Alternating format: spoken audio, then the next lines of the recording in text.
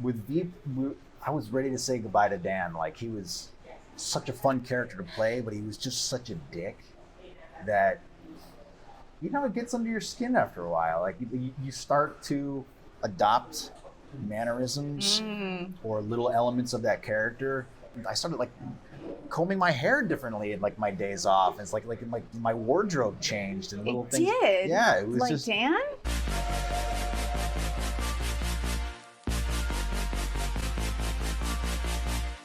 Hi, it's Kara. Welcome back to Really Famous. Are you ready to get to know Reid Scott? Reid and I get really into what's happening behind the scenes of The Marvelous Mrs. Maisel, and he tells me all kinds of stories about what happened on Veep. So check it out, hang out with us, here we go. All right, so I'm thinking about Veep, and I'm thinking about now that I know you a little bit better. And so I'm wondering how you felt like when you knew you got the gig. Mm-hmm. And you were in the first episode, right? That's when you were introduced. So how did you feel emotionally? Oh, I was amped. I was so Were you nervous though? Yes, absolutely. I got the material. I was working on another show called The Big C with another Laura good Linney. one. It was great. It was a great show. And Laura Linney. Oh, and she's incredible. And I think I got like 2 pages into the script and I was like, I hadn't even gotten to my character yet. And I was like, this is absolutely brilliant. And they said they wanted to do some rehearsals. Then we went to London for a couple weeks and did these very intense rehearsals. They would give us the scripts. We would rehearse them as written. Then we were encouraged to just improvise everything. Just like hit the points on the map, but improvise whatever you want to say. The writers would then take notes on all of our improvisations, rewrite the scripts to include the bits that they liked, and then we would rehearse it again. So the first few days working with Julia and Tony, who I was a massive fan of, Matt Walsh was like a god to me. He was a comedy god. Beforehand. Yeah. Beforehand. I was a huge fan of UCB. I taken some classes at UCB downtown in New York when it was still there. And he was I revered him as one of the funniest guys of all time. So just to be in a room with them, it was like, this is enough. And then to get to work with them and be creative with them beyond what was just on the page, like to really sort of like, let's work out these shorthands and come up with like, how does our band work? And we gelled so quickly. Clearly. Thank you. Yeah. That it made it fun. So all of that apprehension really kind of melted away in the first couple of days because, sometimes you show up on a set and you're getting to know each other during the like 5 minutes you get to rehearse or, maybe you're in the makeup trailer together or have lunch. But pretty much you're just sort of jumping in and you're shooting what you have to shoot and then you're out. This was more like theater where you really, you're in sweatpants and a t-shirt and everyone's got their glasses and they're all greasy and messy and whatever. So, and you're just there to roll up your sleeves and work. It made it just one of the greatest experiences of all time because, I don't know, you felt so invested at every moment. And then to just see the work ethic of someone like Julia who can take anything and make it better. And Tony who just finds these subtleties and like he can go broad, he can go small, everything, and it's still always within this parameter of truth. Like he knows his character. Matt is constantly inventing the weirdest stuff that you would never think of in a million years, and he pulls it off, and it just out of nowhere he gets it. Everyone in the cast was like that. It was amazing. Yeah, so they're all super smart too. They're all very smart, and you couldn't all pull that off if you weren't. And the dialogue, come on. And the way, you have to be sharp, fast. You gotta stay sharp. You gotta stay sharp. Thing. Okay, I feel like Julia Louis-Dreyfus is one of those people who, if I was sitting next to her, like you were saying before, I just want to know, wait, tell me more about your experience. Like, what's your process? Whatever it is, she's got it, and I'm fascinated by it. She is so smart, so well-read, so cultured, and then can filter all that through her own really unique personality, which is like she's a tough chick. Oh, she's a tough chick. Like she comes across as like very refined, which she's that as well. But she's also like she's got a mouth like the rest of us, clearly, from the show. So she has a commentary, and your improv gets filtered through that own sort of commentary, like what's funny to you, and she was allowed to go darker than she's ever gotten to go in anything before. Right. And we all just we were all very similar in that way. We just liked the same stuff. The same weird perspective on things made us all laugh. Mm-hmm. Okay, so are you still friends with Matt? Oh yeah. Totally. Yeah. All right, so does this we mean all, funny kind of live near each texts and stuff? Yeah, every once in a while. You live Yeah. near each other too. Yeah. We all live in. Tony lives, kind of in my neighborhood. Matt lives close to him. So you see each other like randomly? Yeah, quite a bit actually. Yeah. We all stay in touch. We'll do dinners or drinks and stuff. We do like a Zoom charity event together. But isn't that hard sometimes when you have connected so much with people and you're just not going to be, although Veep wasn't taping like year round or anything like that. Right. It was like you had a big break, I'm sure, in between each. We shot for a few months at a time. So there was, we knew what it was like to be a part of each other. Right. We really enjoyed each other. So, I don't know, everyone obviously had their own, emotional reaction to the ending of the show. Mine was, it felt right to me. It felt like the right time to go out. Like I could have done it forever, but when they made the call, it was sort of like, I don't disagree. With that call. Politics had changed in a certain way that real life was almost more outlandish than what we were doing on the show. So in that sense, we sort of got like our legs chopped out from under us. And you don't want to just be vamping or just repeating or recycling old material. Right. So it felt right in that regard. And we'd grown so close that I'm like, this isn't goodbye to anybody. I mean, we won't do this thing, but I don't see us okay, so you have a nice never seen each other again. You have a nice grasp of like a good perspective. Thank you. I feel at times. Yeah. Well, you're human. Yeah. So how long are you in New York? Are you here just for like a few episodes and your film festival? I've been coming back and forth all season long since February, basically like 2 weeks on, 2 weeks off. And this time it worked out that I was here for the film festival in the Hamptons. And then now, tomorrow, we have the last ever table read for Marvelous Mrs. Maisel, which is going to be an event, apparently. It's going to be really fun. And kind of emotional, too. It's funny that I guess because I've been a part of 5 or 6 series throughout my career. I've been there for the end, like enough. Sometimes it's just sort of like, oh, you got canceled. No, okay, great. Well, let's go. I'll go out and get drunk, and we'll cry in our beer. But like Veep, we came to a natural end. A couple other shows, came to their natural end. But this one, I know is going to be very emotional for the cast and the crew. And I'm in a different spot in that I'm the new guy. I'm only here for like this season, so it's going to be interesting to watch everyone else sort of go through their final moments together. I don't know. It's also just really cool to be here and be a part of it. Such a cool, iconic show. I mean, it's 5 seasons? Is that it? 5 seasons. 5 seasons. Okay. You're feeling a little emotional, but just because you're more of a newcomer. Oh, I've grown to love everyone. Everyone's so wonderful. But I haven't inhabited this world and or this character for nearly as long as they have. And that can be hard to say goodbye to. Like with the character that I'm playing now is like it's a dream. That's right. Oh, by the way, talk show host. Hello. He's a talk show host. Yeah. It's like I love this stuff. I can relate. Oh God, yeah, totally.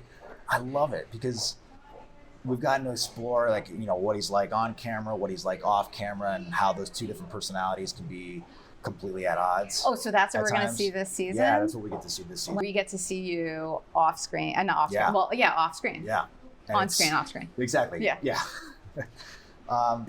So it's been a dream job in that sense, but like with Veep, I was ready to say goodbye to Dan. Like he was such a fun character to play, but he was just such a dick that it gets under your skin after a while. Like you start to adopt mannerisms or little elements of that character, not because we're only doing the show maybe for 3 months out of the year, but every interview you give, people want to know about it, so you kind of stay in that mode. You do, to a certain degree, stay a little on in that mode for quite a while. Okay.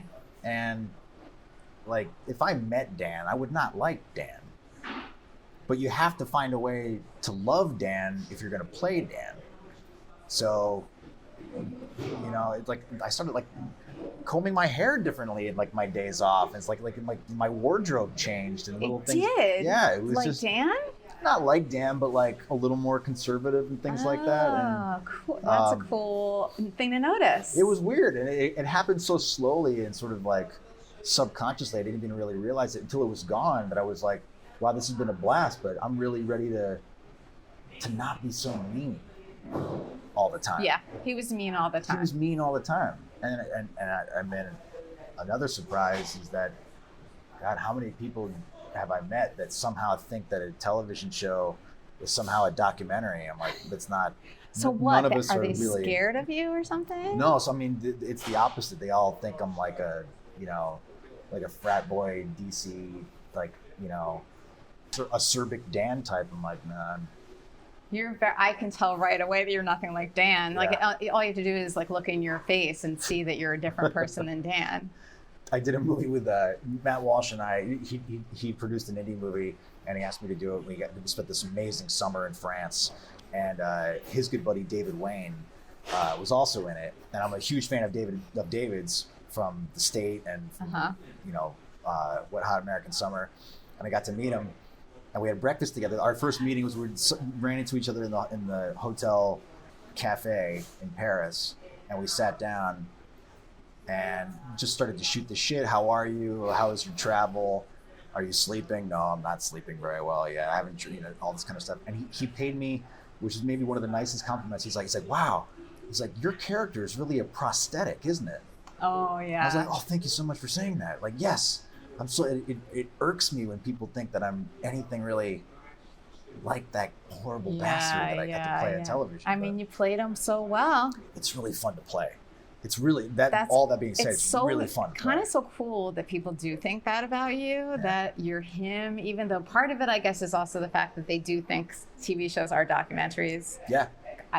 It's just what it is, right? People think that way, I feel like. This is very big name drop, but it's a great story because I found it so inspirational.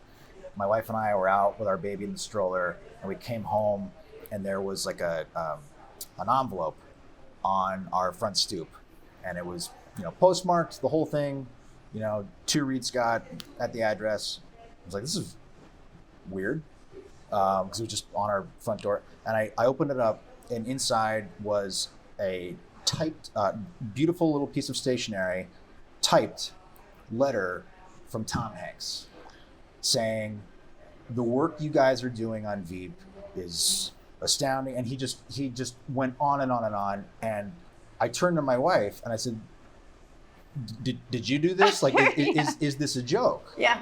Because, and right at the top of the stationery, it said Hanks, Hanx. That's a signature, right, right. This is, I didn't know if it was real. She said, I did not do this.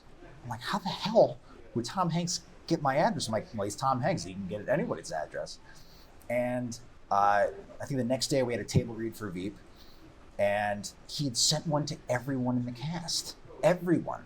And they were all so personalized, highlighting something that he loved about their performance in a particular episode. And we were all just so moved and blown away. Come to find out, he does this all the time. And not to diminish it, he makes a point of when he feels that he needs to reach out and tell someone that they're doing a good job, he does that. And that means everything when you're on the receiving end of that. And I've tried to emulate that. So now it's like, whether it's a text, an email, or I've even gone as far as like, I'll call my agent and say, do you know the agent or representation of this director or this actress? Just want to pass along a note that I thought they were great in that, because I don't think we do that enough for each other. I love that. And trying love that. Because you might have a friend, who knows? Maybe you meet and it's like, wow, thank you for that comment, and boom, a whole new friendship can spark off of that. Totally true. And even if it doesn't, you've just given a gift to somebody. Yeah. You know, I'm sure not every single person appreciates it, but it can be so powerful. Some don't. Some are like, how do you know? Were there some? I've gotten a couple of weird reactions where like it's sort what? of like, does he want something? I'm like, no, I just wanted to tell you that I thought you did a great job. That's about their experiences before. Yeah, it could that's be. An indication of what happened to them before. Yeah. I think that's amazing. Henry Winkler does that too. He's the greatest. He's the greatest. He's the sweetest man on the face of the planet. He and Tony Hale are in this like little revered club in my mind. They're the best. Yeah. So Henry told me he like wrote a thing to, oh God, I'm forgetting if he wrote them to. I have a whole list of things. He sends letters. He writes some letters, which is like, not bad. It's old school and it's classy and it's just. It's so good. I think more of that in the world. So with the like late night shows, have you done those? Yeah. Yeah. And so how do those feel to you? I mean, sometimes it's exhilarating because you've got the audience right there, and that's really fun. And you got your like Conan. I was a massive fan of Conan. It's like, wow, this is like What a Thrill, or Stephen Colbert or something like that. This is really amazing. By the way, Stephen Colbert, super interesting human being. He is. Have you met him? Well, you met him obviously on his show, but have you talked to him? I've talked to Stephen quite. He actually was immensely helpful in me researching this role for Marvelous Mrs. Maisel. I reached out to him because he was a huge Veep fan and made it known at every opportunity, which was just incredible because I think he's the best in the business. And so kind of on a whim, I reached out, as I've been doing, saying like, throw caution to the wind, what's the worst that could happen? Reached out to his team and said, I would love to interview Steve about all things being a talk show host, not so much about the on-camera stuff, but about balancing life behind the camera. And he agreed, I think only because he was a fan of Veep. And so we had some Zooms last year. And at first I think he wasn't really sure what I was after. And I asked one question that I saw him like really sort of like, oh, this is interesting. I asked him like, your moment before going on camera. That's what I want to know about right now. Like I can watch all the tape in the world and see what you do, but like, what does it feel like for you in that moment? And I don't want to give away what he. I want to know. I'm dying. It'll be in my book. Are you writing them? I'm not writing a book. All right, you're gonna have to tell me off camera though, because I need to know that. Because for myself, I'm interested. He's a fascinating guy, and he and once it was fun to watch him field a question that I don't think he ever really gets asked a whole lot. He's always asking the questions, and he was so generous in what he would tell me about that he really got into it and said, you know what, I need to do you one better. Do you know Dick Cavett? I said, well, I know who he is, obviously. He's like, okay, I'm going to get Dick and we're going to do like a 3-way Zoom because Dick he's going to have a ton of stuff for you. So I was on like a 2.5 hour Zoom interviewing Stephen Colbert and Dick Cavett. And it was one of the highlights of my life. It was just absolutely incredible. So he's a wonderful guy who's endlessly interesting, endlessly funny. And I owe him a lot. That is so cool. I had no idea that was going to lead to that the comment about Stephen Colbert, and that is so cool to know. I had no idea you had that connection with him. Yeah. I said that only because I heard him as a guest on talking about Conan. Conan O'Brien has a podcast. Now, Conan O'Brien is a comedian, and when guests come on his podcast, there's a lot of laughing that goes on. Sure. So Stephen Colbert came on, and it was one of the deepest conversations I have ever heard. It was not about the laughter. Conan was not performing. And Stephen just opened up so much about his past and everything. And I was just riveted by the whole thing. It was one of the best podcasts I've ever listened to. He's a real guy. Yeah. He's like, and he likes to get real. Yeah. Which is why I think he's so good at his job. He knows what the format is. He's got to make people laugh. He's got to, send up Trump as many times as we possibly can in a 60-minute show. But he's a brilliant guy who likes to connect with people. He genuinely cares about the person that he's talking to. Isn't it so much fun to connect with people who love to connect? Yeah. Yeah. I know. Love it. Everybody get in on this love it's good party, stuff. right? Get in on the love fest. It makes life better. Okay, this is not all. We talk about so much more in the next part. If you want to catch it and hear more about what Reid has been through personally, what he worries about, his anxieties in life, and his personal life, make sure you catch part 2. You can click on the link in the show notes and get there. Thanks for watching. I'm Kara. See you soon.